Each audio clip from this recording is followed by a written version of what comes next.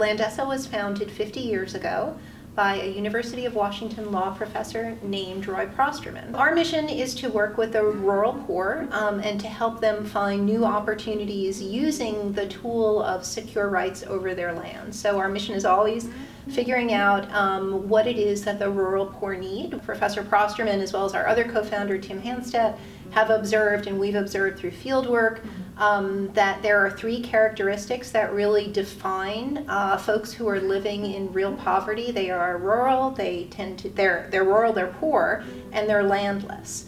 And so we've had a strong emphasis over the course of our history on working with the rural poor, especially people who are landless.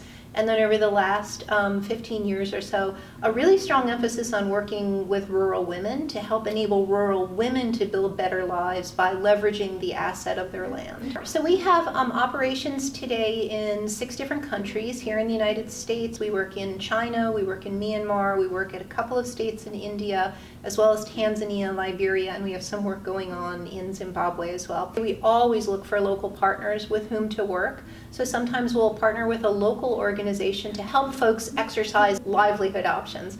So maybe figure out what's the right thing to plant here. Sometimes we're working with women to help plant kitchen gardens or other gardens so that they can grow crops and sell them at market, earn a little bit of income, support their children more appropriately. But sometimes we're doing policy work that's a little bit less directly engaged with folks on the ground. We care about gender equality as a core part of our mission.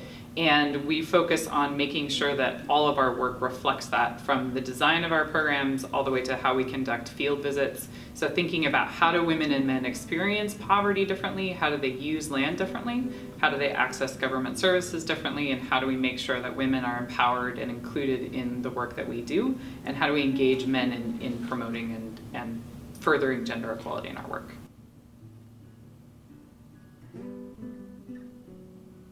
Land globally is predominantly seen as a male asset and a male purview.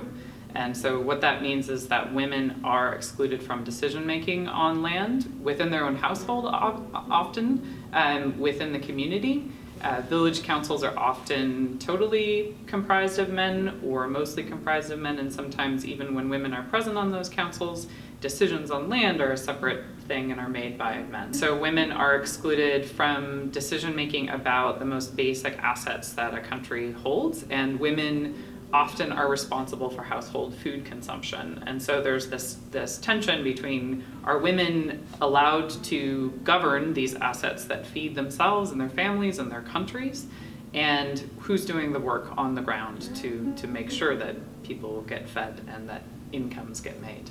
Just to give some perspective on the kinds of mindsets around gender and women's rights to land that we encounter. We were interviewing chiefs and elders in a community in northern Ghana. We were introducing to them the idea of giving women access to land rights. And one of the men looked at us and said, "My wife is my property. Why should my property own property?" And thus our conversation about gender was opened. And so there's this there's this huge difference in how men think about women and how women think about themselves in some of the countries that we work in. You know, we address issues with land and issues with gender. So the best way to start a fire in many rooms around the world is to bring up the issue of land. It's very contentious. Second big way to start a fire is to bring up the issue of gender. And so we work on both. Not because we just like contentious issues, but because we think these are the ways to have the biggest impact for those who are most marginalized. And women who live in rural areas are among the most marginalized people in the world. In this rural village, which was called Alala, there was a woman who was about my age, and as we were talking with her about what she needed to do in order to secure her land rights, she started crying.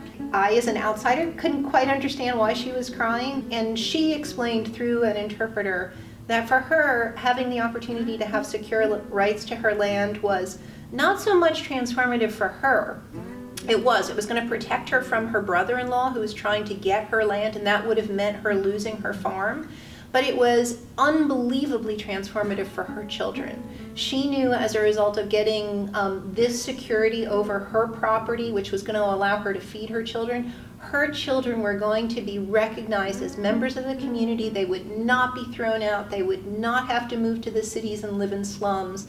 they could stay in the village where they lived, participate in that village, and really exercise rights in that village and pursue different opportunities. We build rule of law from the grassroots level to the international level. So we work with governments, with international UN bodies and climate change bodies, and with communities on the ground to create the kind of mechanisms that we take for granted in this country. So I have a lease on my apartment. I can show up for work and be at peace and know that no one is going to claim the place where I live.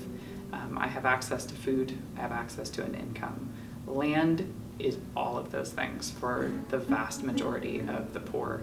So a donation to Landesa creates stability and opportunity and a place to live, a place to be, an opportunity to grow your own food, to thrive, to have enough to eat, and to have enough to live on. And secure land rights also contribute to mitigating climate change, so one of our biggest global challenges right now. They contribute to sustainable future for humanity, and they fulfill basic human rights for women and men that we work with. If you donate to Landesa, one of the great things that can occur as a result of your investment is you can actually help us change systems in other countries for the better. So you can help us build a rule of law, strengthen a rule of law, create the kinds of institutions that we depend upon in the United States to feel secure about our land, our housing, our property. In so many countries, people don't have that sense of security.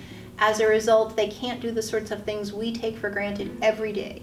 Invest in our homes to make them better, invest in our kids, leverage our houses to build new businesses. So your investment can actually help people all around the world do those kinds of things that have made our society really a special place.